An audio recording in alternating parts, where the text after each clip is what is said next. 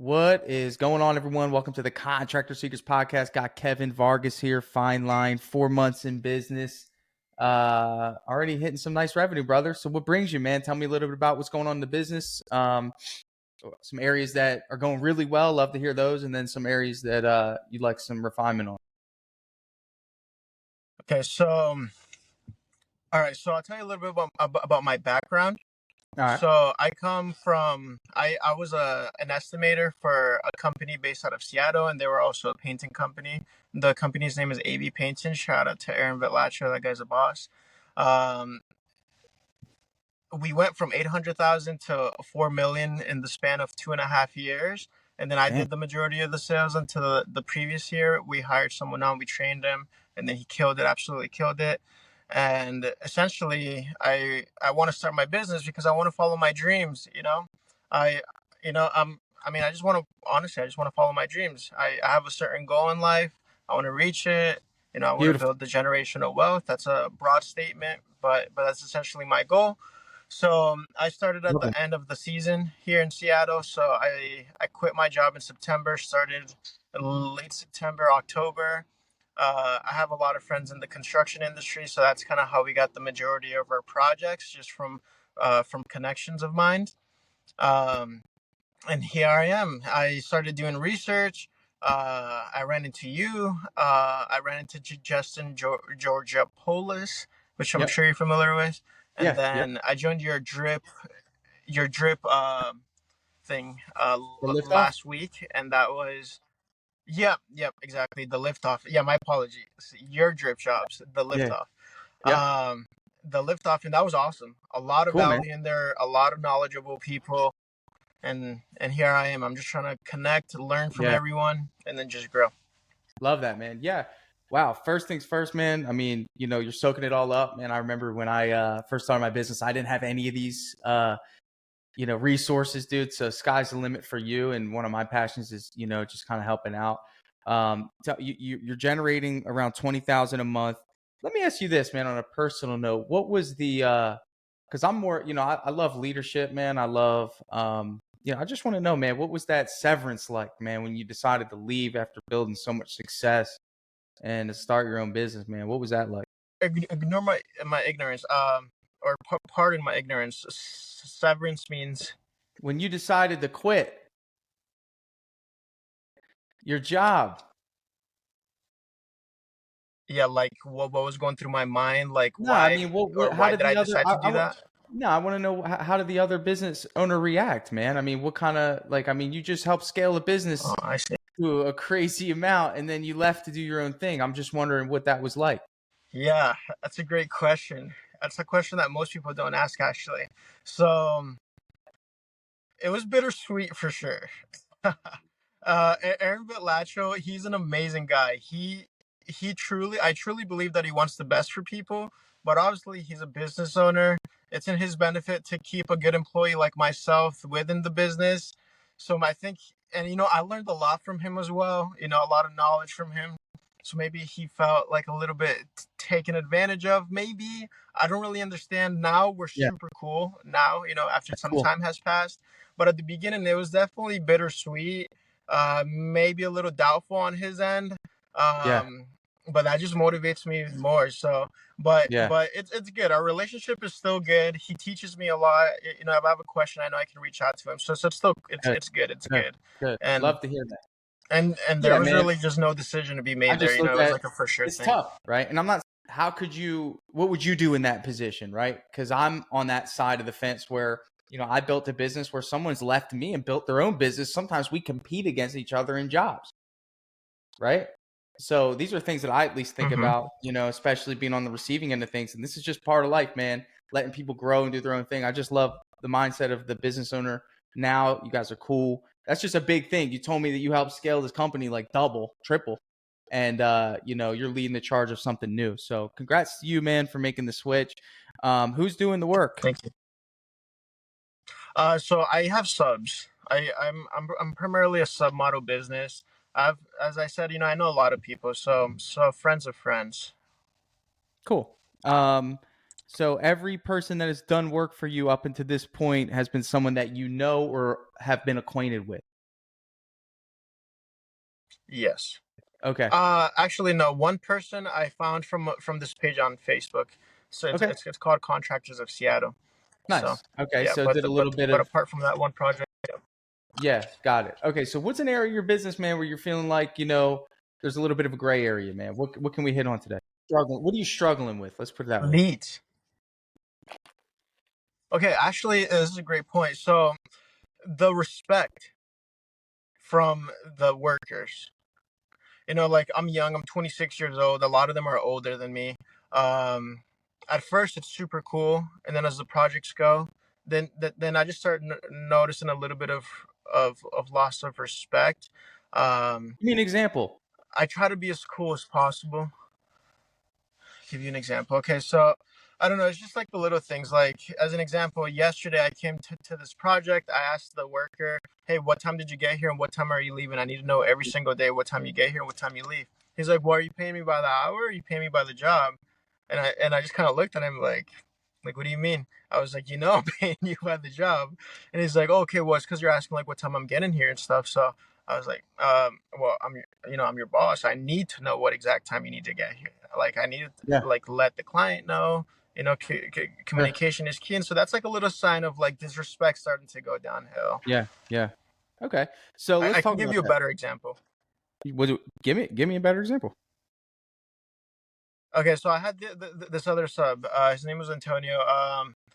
So he accepted a contract for $3,800, and then as the job was about to be done, he's demanding, yelling at me, asking for $1,000 more. I'm like, dude, the contract's a contract. And then, just long story short, he didn't go and finish the job because I didn't agree to the $1,000 All right. extra. Hold on. Let's And talk like about that. just the fact that he even Yeah. has the balls, you know. Yeah. To yell at you, right? Like disrespect there. Let me ask you, why did he want the $1,000? So he was saying that I took too much material, like in terms of like caulking and then driving to the destination, which he knew where it was. So Sure. Do you feel like you underbid the job? yes, Okay. So honestly, I did yeah. underbid the job a little bit. All right. So let's talk about this, Kevin, because you come from the perspective of a salesperson, right? Where you really only had um, tunnel vision, right? You think of those horses with those freaking things on their eyes where they're just focused on one thing. Big picture, man, is like you need to position yourself. Empathetic leadership, to me, is how you get to the promised land, generational wealth. Empathetic leadership, man, is just putting yourself in the position of your employees. One thing I want you to understand is that, and I'm going to put personality aside, I'm going to put business aside. Most people that you're going to work with deal with people that hold money over their heads, right? Would you agree that some contractors have dealt with contractors that didn't want to pay, paid slow, paid late? And when you enter into a subcontractor relationship, you got to understand the only reason they're engaging in that relationship with you is for money. As opposed to employees, there's more than just money, right? There's culture, there's Kevin, there's, the vision that they buy into. Subcontractors don't really care about any of that stuff. It's a cut and dry relationship. So I want to address the second one and then I'll go back to the first one. The second example in terms of respect is sure, he should have asked you in a nicer way. But already he's thinking it's me versus you in the scenario, right? And then empathetic leadership is putting yourself in the shoes of this guy who is working for a brand new business owner, and he probably knows that. He's working in an environment where maybe all the resources that he needs isn't there, which with companies that crank out subcontractor work like left and right and have the system down pat, most of these companies ultimately give up that $1,000 if they made a mistake. And if you made the mistake, what you should be thinking is long term. It's like, hey man, I made the mistake here. I got you. What how about this, man? I can do 750. I can see where you're coming from. I know that this is coming out of your pocket because what you got to understand, man, if you're running a subcontractor based business, is you're in the business of relationships, right? You don't want money to be a factor when people decide whether or not to work for you because that is optional. And if you want quality subs, people that bang out your work without you having to even go check, they're going to come to you and say, hey, man, you underbid this. We need more money. And you need to think long term and say, okay, do I give up the $1,000 now to appease them if they're right? Or do I hold on to the $1,000 and create an enemy, which you did? Yes or no? Yes. 100% enemy, animosity. Who gets hurt in the long run or in the short term?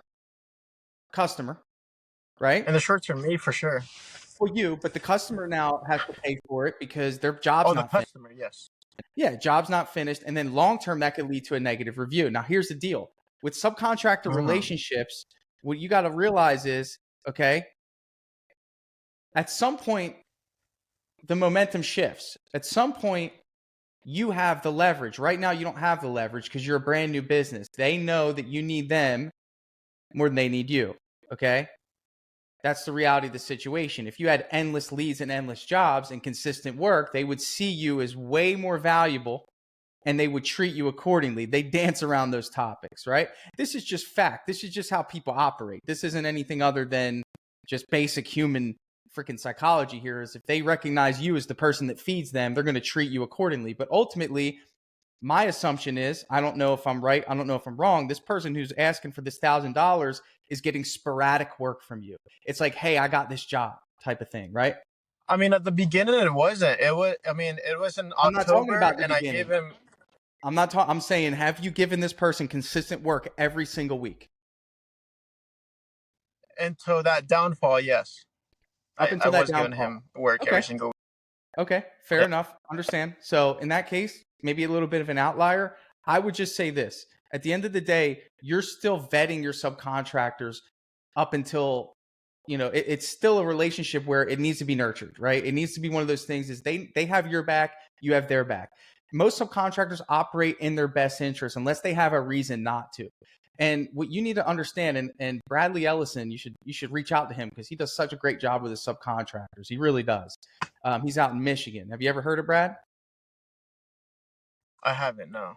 Okay, so he's a Michigan contractor. He started a couple years ago. He's doing a great job, and he does only subcontractors. He's a relationship builder with these guys. He is going to bat for them. He's working for them. He's finding ways to make their life easier. He's paying them over and above. If there's he'll say this straight up. He'll say, "Hey, if I underbid this job, tell me. We'll take care of you. No problems, no questions asked."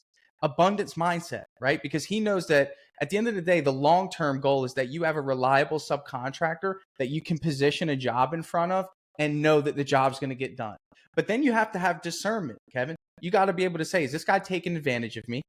Is this someone that represents the values of this company? And is this somebody that I want to work with and feed their family? And ultimately, if the answer to those questions is no, then you need to cut them quick and be okay with that. You can't say, well, I have another job. I have to give him another job. No, that means that you need to do a better job recruiting these people, right? Because it's ultimately, and let's go to the first one, the guy who's talking about his time. At the end of the day, man, when you opt in for the subcontractor, you can't control their time. It's illegal, right? And his perspective seems to be, hey, wait a minute, man. I'm not your employee. You can't tell me where to be and what to be. If I want to come at 10 o'clock, I'll come at 10 o'clock. If I want to come at 9 o'clock, I want to come at 9 o'clock. Okay? Let me just make this clear. You have the ability to set the expectations. And by expectations, I mean the requirements. But at the end of the day, if they don't do those requirements, then you need to let them go because you promised something to a customer. Say, hey, my guy will be here at 9 o'clock. So I know companies that run subcontractor models and they're there every day at 9 to 6. That's in their subcontractor agreement, which I don't know if you've done. Have you written up a subcontractor agreement? No. Step one, when I you get out haven't. of here, is outline a subcontractor agreement, which is totally acceptable, totally legal. And these are guidelines of expectations that are critical to the operations of your business. Like, hey, our start date for our job, our start time is 9 o'clock. What you do between 9 to 5 is completely up to you. But 9 o'clock is one of our value propositions that is integral to our business. So you need to be there at 9 o'clock or else you can't be a subcontractor. Okay. Some doctors' offices sub out their, most doctors are contractors of the firm, but those doctors need to be there at 9 o'clock, because they have patients at 9 o'clock, right? They can't just waltz in at 12. Interesting. Right. So you need to understand that like these guidelines need to be set first. They need to be agreed upon. Okay. And then you need to enforce those guidelines. Right. And here's the deal, man. At the end of the day, why would someone want to work for Kevin? I'm asking you that. I think I truly do want the best for the people that I work with. You know, if with the current subcontractor I have, I'm very satisfied with his work. I'm very satisfied with our relationship, and so I'm starting to see it slip right now, which is why I brought that up. But I plan to keep him busy. Are you talking about the 100% guy year who round. you That's my wanted absolute plan. are you talking about the guy that wanted $1,000? No, no, no. That's the no, no. That guy and I don't work anymore. I'm talking about the new guys The I'm guy who using. was the guy who you asked about his time, right? Yep, yep. Yeah. Yeah. And I think even just how you told me he responded to you, like, hey man, are you paying me by the hour? Or like, it wasn't like, hey man, you can't tell me what to do. It was just like, hey man, like, let's make No. sure, let's make sure like we're on the same page here. And I think everything's about setting expectations in a relationship, especially a business one. Okay. That Yeah. is beautiful. That's a great point. I need to set the expectation instead of just like, okay, here's the job, here's how much money, and then I'll come and then just set the expectation as time goes. I need to set it before the job Well, starts well, and the we need to subcontractor agreement on things. identify like what subcontracting looks like for fine line home solutions, right? I mean, we just got to understand, like, first of all, Kevin, you are a middleman, and you need to understand that, right? You're connecting the supply to the demand, right? You need to recruit the supply, and then you need to recruit the demand through marketing, and then you connect the two, and you need to find a way to make it to where this connection is seamless, as if it was you doing it all along. And that's the best way to run a subcontractor business where the customer has no freaking clue, right? You know, you don't want the customer to know that they're Yeah. subcontractors. That's just the way that you pay them, right? No. So at the end of the day, man, like we need to set these expectations. What is the dress code and what is the time frame that you're going to be working, right? And then ultimately, what is the conduct that's expected? Where do they upload the insurance that they're supposed to have? How do you audit that? Right? Where's their workers' comp policy? How do you audit that? Where's your workers' comp policy? Right? These are things that you want to think about, man, because here's the deal. You're talking about legacy. You mentioned legacy. You mentioned lineage benefiting from the fruits that you're creating right now. And at the end of the day, man, if you're giving somebody fruits that come from a tree, you want to make sure that root system is strong because one storm will knock that thing over no matter how tall it is because the roots aren't strong enough. So that means making sure the money's in line, making sure the accounting's in order, making sure you have a bookkeeper, making sure payroll's tight, making sure you have a clear-cut estimating system to ensure that everything's fair, right, in terms of pricing. And it might require you bringing the sub to the job to walking through it, maybe setting a second meeting with the sub to visit a job that you sold to just make sure we're on the same page to protect what happened to the second guy from happening. How much caulk are we going to need? How much paint are we going to need? Right? What do you think? How long do you think this is going to take you? And then you can go back and forth. That's a relationship. And what's going to happen is people will value that. And usually, let me make this clear to you. You're looking for respect. Usually people respect people that have their best interests in mind.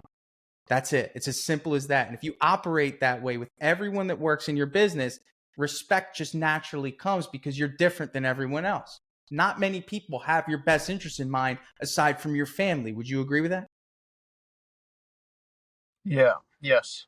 So, as a business owner, if you operate as someone that has integrity, has their best interest in mind, and operates with empathy, then by default, you have people that respect you, want to go to bat for you, and will go above and beyond for you because it's different. It's all about value. What value do you offer these subcontractors that is different than what they can get somewhere else? Leniency is a good thing, but there's also got to be some guidelines. Overpaying is a good thing. Rewarding excellent performance, right? Praise, appreciation. You know, these are things that you would appreciate. Just do it for them. Beautiful. You're absolutely right. You are absolutely right. Yes, sir. Let's build. What else you got, man? So you mentioned leads earlier. What's going on with leads?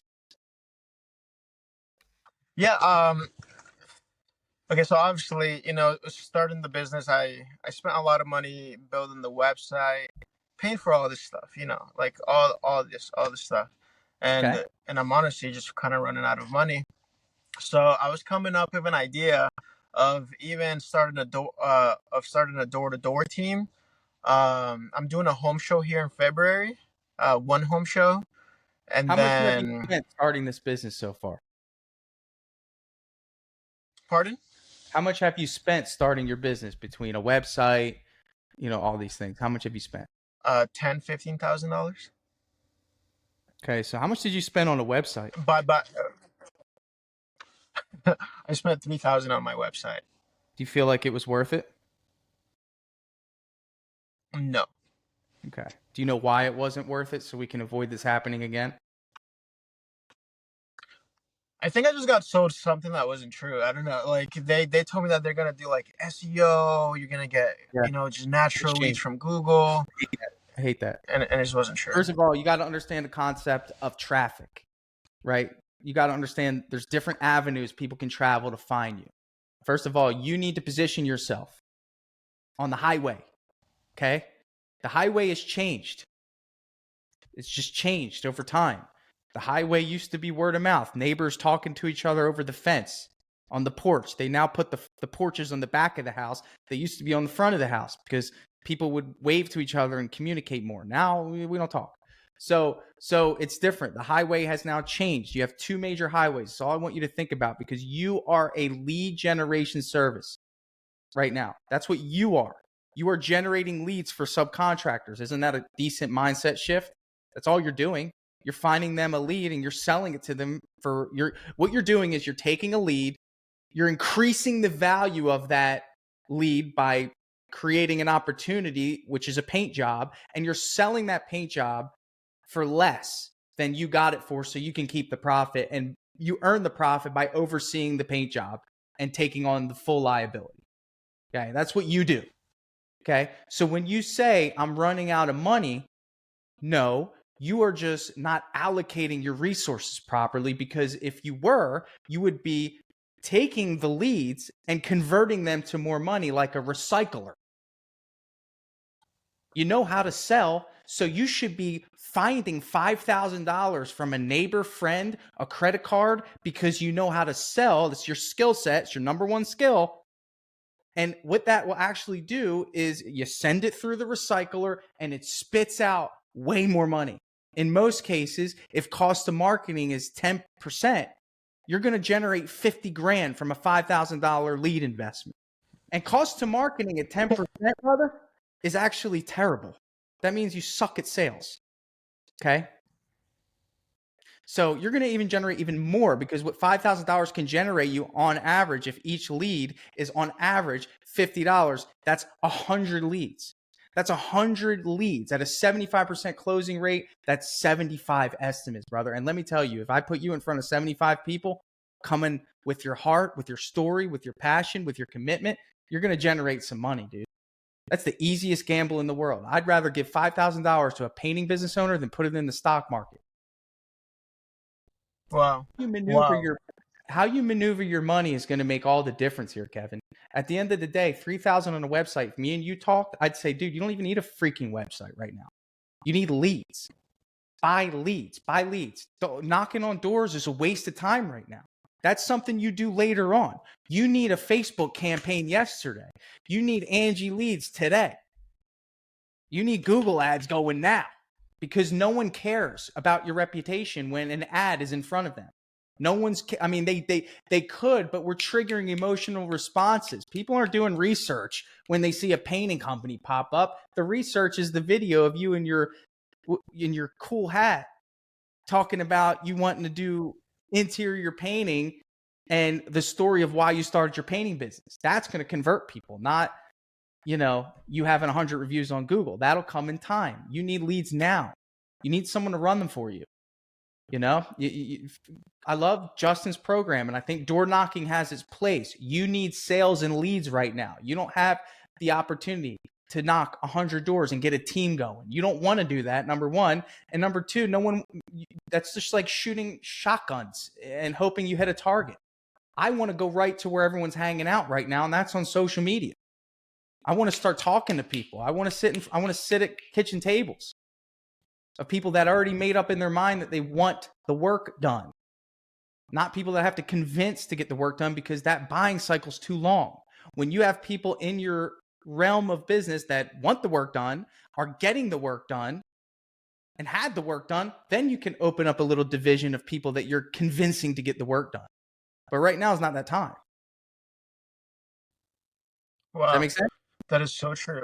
Yes, it makes perfect sense. I threw away a lot of money, that's for sure. Okay, Lesson so learned.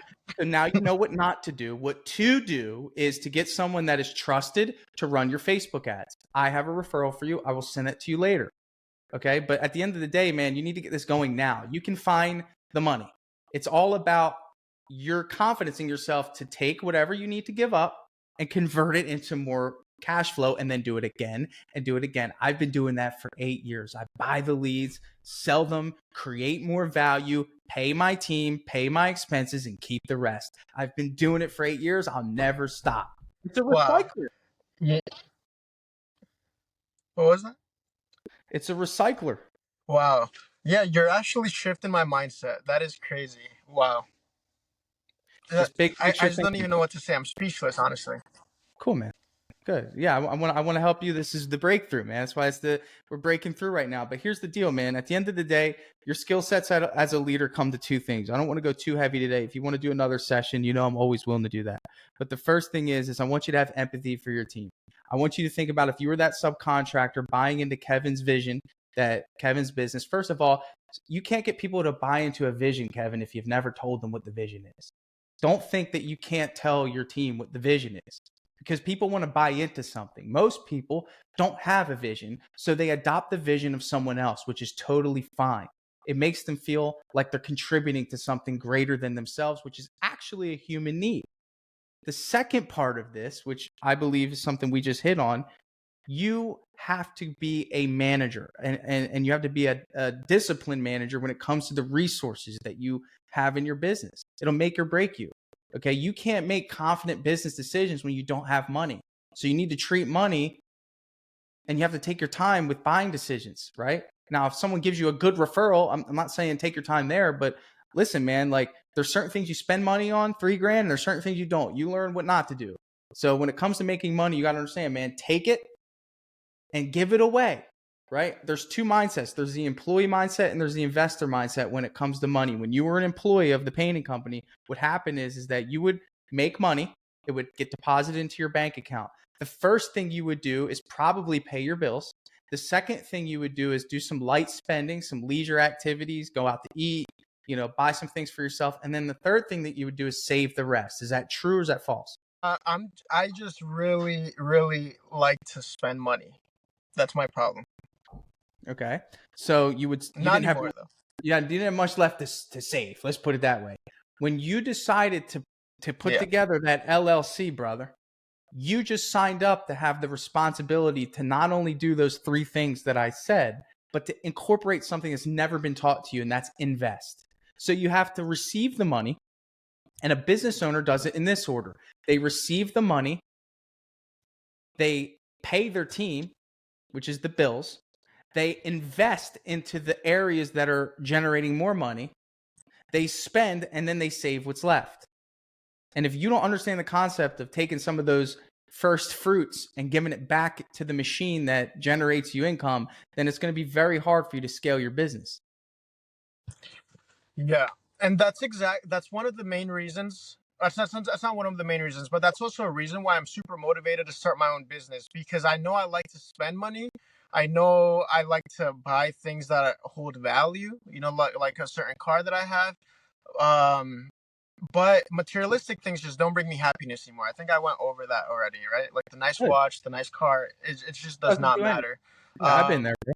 I know what that's like. and and so that's one of the reasons, like, I just want to throw all my money at the business. I want to grow the business. I have a big plan for the business. Obviously, like, I just started it and I'm broke right now, but I have a big plan and I will make a lot of money again, because that seems like it's pretty easy to me, but I just need to be smart with where I'm putting my money. Like, I think Yeah. that's like the So do you have any and so jobs so going I on was right like, now? okay, well, business, I could grow it.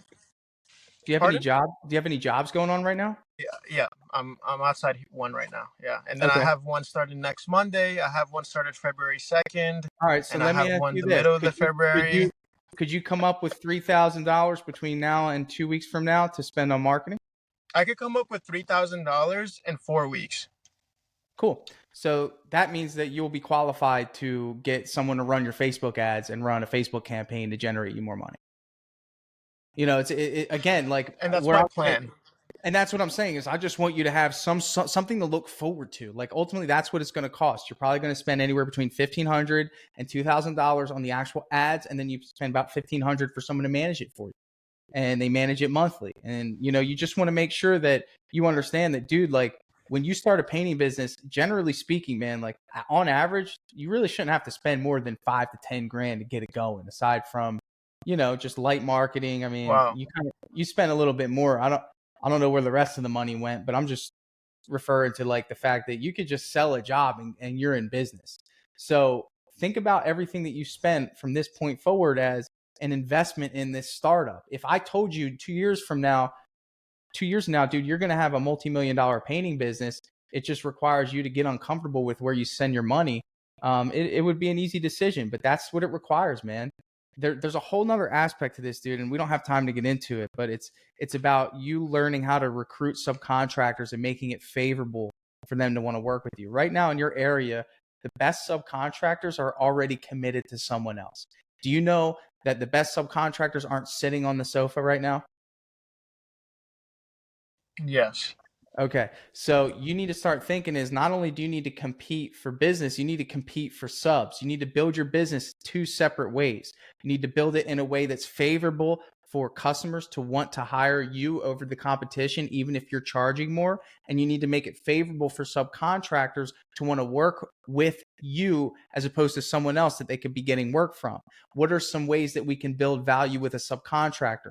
On time pay, great documentation, great work orders, collaboration on time frame and project and incorporating them in the estimating process, frequent check-ins, buying them lunch, praise, appreciation, trainings, lunches, right? And they say, damn, this dude, Kevin, man, you guys got to work with him. He's awesome. And then you start to build this empire and this cultivation of great people who want to work with you and ultimately customers that want to hire you because the culture is so good. And ultimately, what I'm saying is you can learn a lot from these two subcontractors that you had issues with respect about. The first one is you need to respect the agreement. Unfortunately, you got to hold yourself accountable. There was no agreement there. So he could do whatever the hell he wants. And then the second guy, ultimately, you said you underbid the job. You need to do some self-reflection there. Did you handle it the way that a $2 million a year business owner would handle it? Or did you handle it the way someone who's broke and trying to get started handle it? And ultimately, humility will shine through. Dude, I messed this one up. I'll make it up to you on the next one. This isn't the last time that's going to happen, bro. You don't want to burn a great relationship because you're afraid to give up a little extra money. Ultimately, dude, the money that a subcontractor is going to generate you far exceeds, you know, any amount of money that, you know, you got to give up. You could set aside 10 grand for mistakes a year if someone's optimized and still be fine. So just keep that into Wow. consideration. That's a great point. I will. You know, good luck, man. Come back soon. I'm gonna send you some resources when I get out of here.